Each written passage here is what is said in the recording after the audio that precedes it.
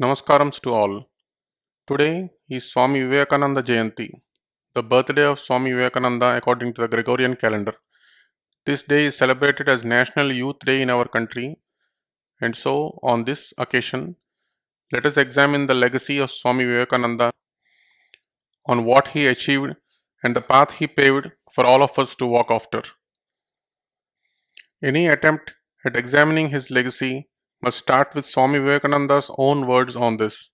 Only a Vivekananda can fathom what a Vivekananda has achieved. So obviously, I am not attempting here to fathom the unfathomable. I am just trying to give you a broad idea on what Swami Vivekananda has achieved and how it remains an inspiration and shall remain an inspiration for eternity for all generations to come. Swami Vivekananda was born on 12 January 1863. To understand his legacy, we should understand the times during which he was born. What necessitated the birth of a great soul like Swami Vivekananda?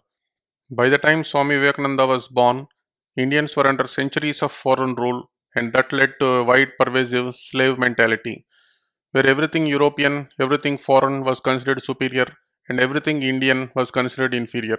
Indians resigned to their fate as slaves to the superior foreign masters, and any attempt at asserting themselves was met with ridicule by fellow Indians themselves.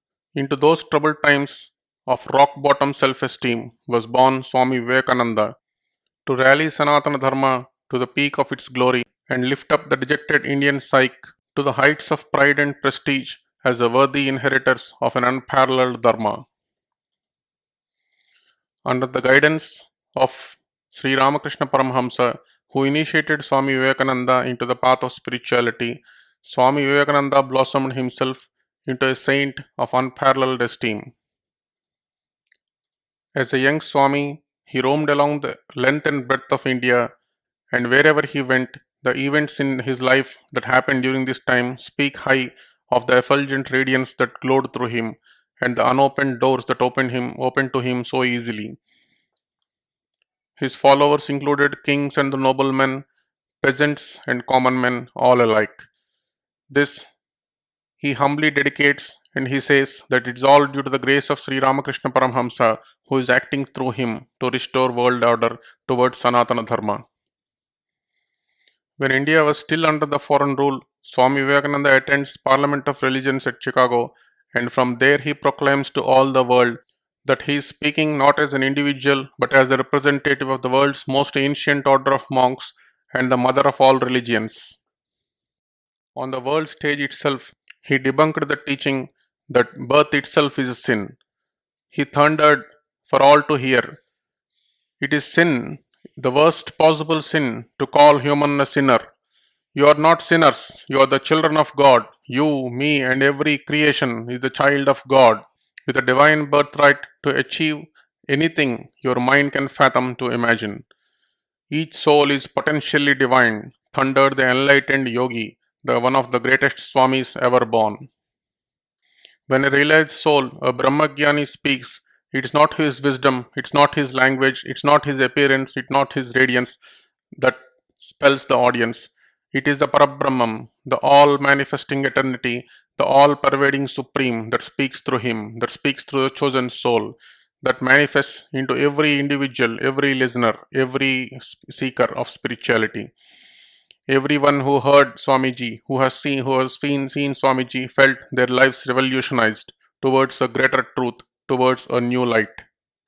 Having conquered the world stage, Swamiji returns to India with a message: what is required of Indians.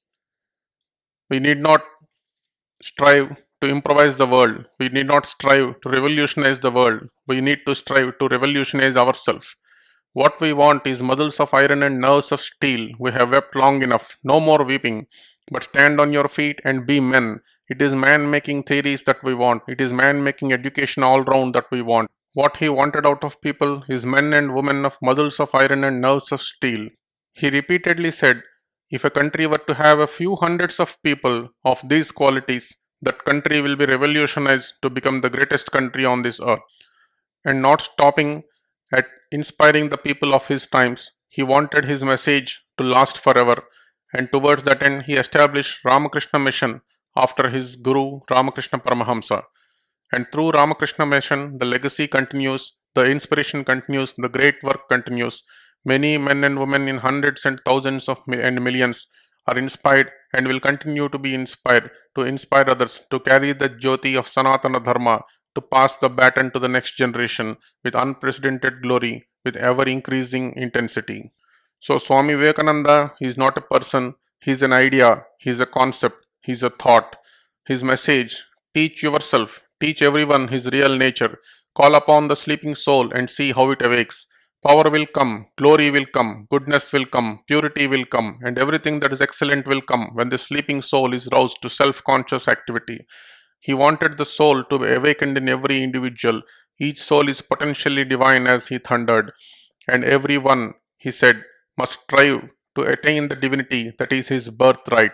Every one, with no caste, religion, creed, status, nothing as an objection. What Swami Vivekananda has achieved is not limited by time, place, or person. He continues to inspire and will continue to inspire forever. People like Swami Vivekananda are like the wave pools, the wave generators in the eternal ocean of Sanatana Dharma. The waves continue to go on and continue to inspire millions and millions, and through them, many more will be influenced. Whatever we heard or we knew about Swami Vivekananda, his teachings, his messages, his books, his speeches are all a very small part of what actually Swami Vivekananda accomplished. Realized souls like Swami Vivekananda don't just exist in the material sphere, they exist in many more perspectives, in many more planes of existence.